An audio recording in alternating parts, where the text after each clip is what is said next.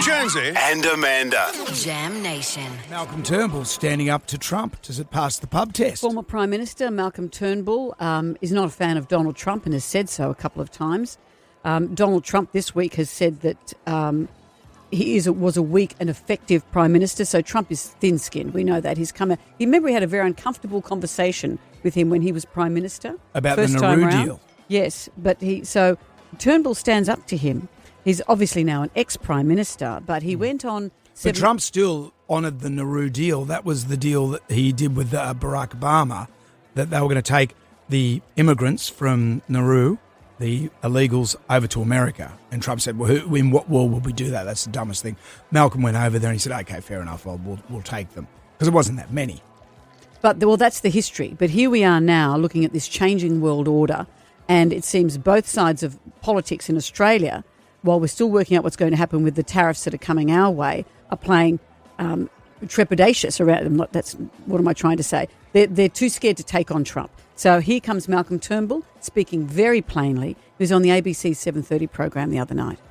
The impact Trump is having on the world, on the Western Alliance, on markets, on our economies, I mean, these are matters that we have to talk about. We cannot continue this bipartisan gaslighting that is going on at the moment, where there are these massive changes in Washington affecting us and the whole world. I mean, look at the extraordinary treatment of Canada, efforts to basically cripple Canada's economy in order to bully them into becoming the 51st state.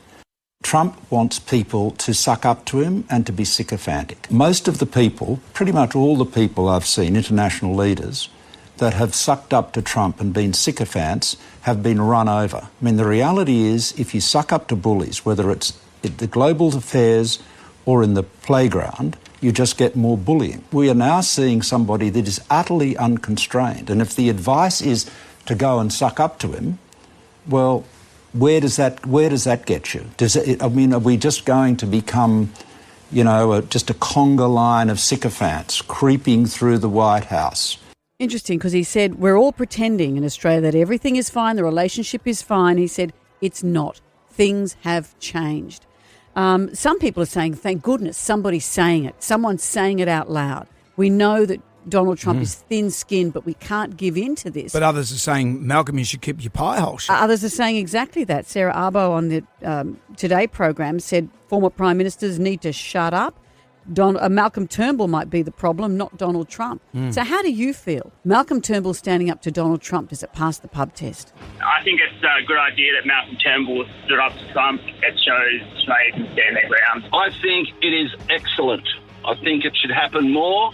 Any bully who gets taken on will eventually spit the dummy and take his bat and ball and go home. Well, we should stand up for ourselves. We're Australia, we're not America. We're a great country, and we should stand up for ourselves. I think it's about time somebody actually says what we all know and think. I think the rest of the world should all sort of get together and leave America as the last man standing. And I think that needs to be done as soon as possible. 100%. I'm behind Turnbull all the way. He's saying exactly what everybody else is thinking, and they're just too afraid to say it. I just hope our politicians grow a set and stand up to him as well. Good on him. I never really liked Malcolm Turnbull that much, but I'm glad to see somebody's got a spine that's better than a piece of limp lettuce. Well, I think he got rolled. He wasn't our famous leader. I think he should stay in his own lane, basically, which would be the breakdown lane.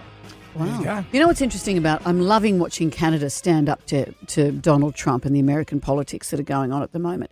People are buying, the Canadians are buying Canadian products. They're saying no to American products. And on the shelves now, people are they're seeing if it's made in Canada, if it's an American product, they're turning the product upside down on the shelves so other people know not to buy it. They're big consumers of American bourbon whiskey, and that's killed the American bourbon whiskey industry in Canada. Yeah. Well, that's the thing. No, Americans are going to be paying a lot more for Canadian goods and electricity. They're shutting off supply to American cities that Canada supplies electricity to. They're not taking this lying down.